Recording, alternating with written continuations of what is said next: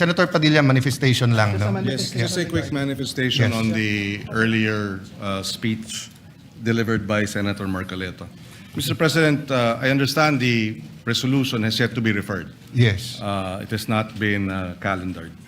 And we believe, after consulting with the authors, as well as our minority leader, with due respect, we disagree with a number of the points and arguments raised by Senator Marcoleta, but that we prefer that the resolution be referred to the Committee on Rules, wherein we can discuss and perhaps hear it, Mr. President. You're correct, we will follow the procedure. My Thank you. understanding is his rising on a question of personal privilege is why he took offense with the resolution. And we share. Yeah, and not the merits or Yes. whether or not we're going to pass it or not or put it on the floor. Yes, and we're just sharing the sentiment Yes. of the authors that That's while in we order. object and do not agree with a number of the arguments raised by Senator Marcoleta, we would rather that the same be referred to the Committee on Rules, where we can ventilate the issue further. Your manifestation is in order Mr. President. and at the proper time because it's not in our calendar of business. Yes, Mr. President.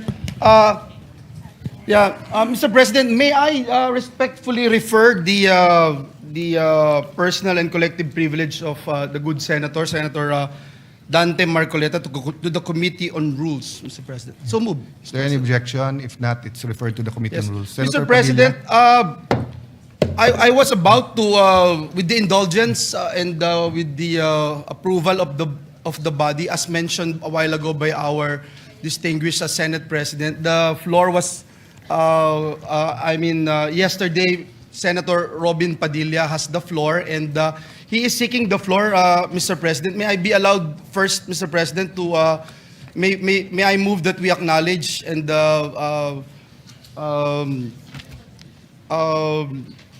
recognize the good gentleman, Senator Robin Hood Padilla.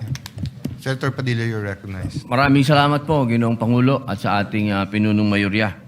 Mga mahal kong kasama, mga kagalang-galang kong kasama, at mga karespeto kong mga kasama, meron po akong naiwang usapin kahapon sa ating sesyon. Tungkol po ito sa asal o decorum ng isa sa ating kasamahan. Kaya naman, muli po akong humingi ng pagkakataon na makapagsalita ukol dito upang ipaalala at bigyang diin ang ating mga alituntunin dito sa Senado. Naniniwala po ako na mahalagang mapanatili natin ang respeto, paggalang at kaayusan sa bawat pagdinig at talakayan. Ayon po sa ating rules, ang sabi po dyan, Section 93, Rule number 34, Unparliamentary Acts and Language. Ang sabi po dyan, acts and language which offend a senator or any public institution shall be deemed unparliamentary. Sa wikang Pilipino, ang mga kilos at pananalitang nakakasama ng loob sa isang senador o alinmang pampublikong institusyon ay itinuturing na hindi naaayon sa kagandahang asal ng parlamentaryo. Malinaw po na sutuntunin na ito ng Senado na anumang kilos at pananalitang nakakasama ng loob sa isang senador o sa alinmang pagpampublikong institusyon ay hindi katanggap-tanggap. Bilang sanggunian, ipapakita ko po sa inyo ang isang video ni Senador Kiko Pangilinan kung saan makikita ang isang mainit na palitan sa pagitan niya at ng isa pang nating senador at ngayon ay Senate President bilang halimbawa ng kontekstong aking tinutukoy. Pwede mo ba sabihin sa anak mo, anak, pag mali sila, gumawa ka na rin ng mali. Anak, okay lang mangbastos kasi mas bastos sila eh. Anak, okay lang magbully kasi mas bully sila. Ako, hindi ko sasabihin yon. Ako, sasabihin ko, At hindi yun ang sinasabi. hindi, yun ang sinasabi mo, Mr. President, and I'm No, not yet Mr. finished. President, of Kasi course you said, tama We si beg to Tariela. disagree, Mr. President, I'm not yet finished. No? Well, we beg to So, disagree. Mr. President, this is the question. the resolution, Ayun po. Nakita po natin na napakagandang halimbawa na ilang beses pong gustong magsalita ni Senator Kiko Pangilinan na hindi dumaan sa tamang procedure, na hindi binanggit ang Mr. President.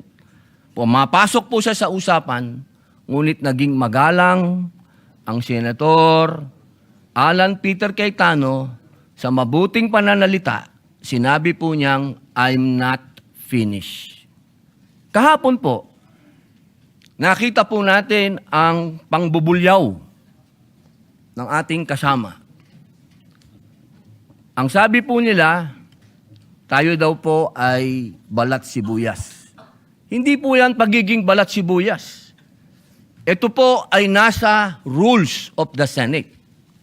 At ang sabi din po ng ating dating Senate President, na ito daw po ay nangyayari talaga. Nagsisigawan. Mga mahal kong kasama, kung ikaw ay nagsasabi ng iyong talumpati at ikaw ay passionate, okay lang yun. Pero para sigawan mo ang kasama mo, nasaan ang rules of the Senate? Si Ginoong Kiko Pangilinan ng ating senador ay ilang beses na pong senador.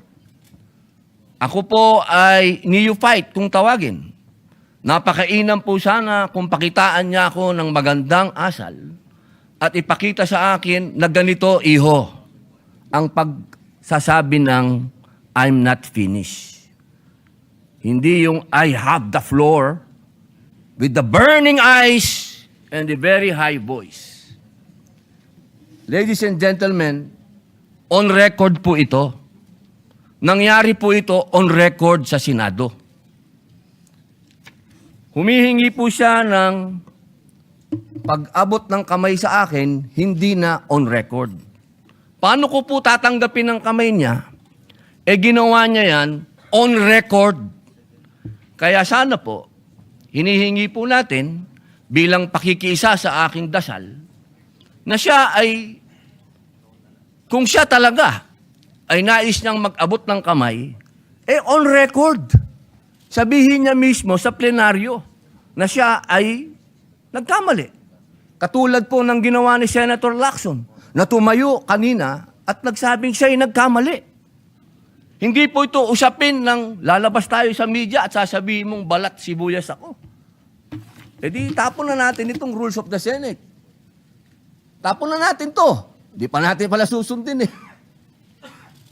Mga mahal kong kasama, ang sinasabi ko dito, tanggalin natin yan sa record dahil ayokong mababasa yan ng aking mga anak at apo na ang isang Muslim senator ay sinisigaw-sigawan dito sa plenaryo. Yun lamang po. Maraming salamat po sa binigay niyong pagkakataon. Thank you very much, Senator Robin Padilla. We recognize once again Senator Kiko Pangilinan. Thank you, Mr. President. Mr. President, ang suggestion ko ay dahil napanood ko kagabi sa balita na nais pong magsampa ng ethics case laban sa atin na si Senator Robin Padilla.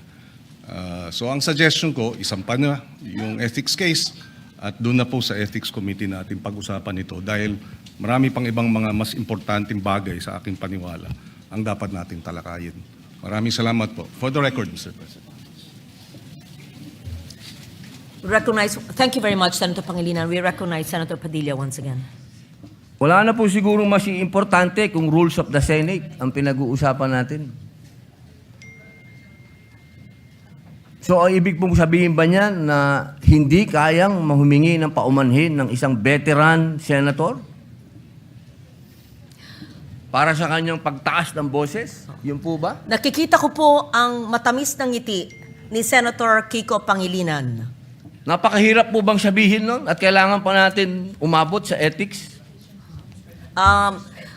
May I Suspend session first.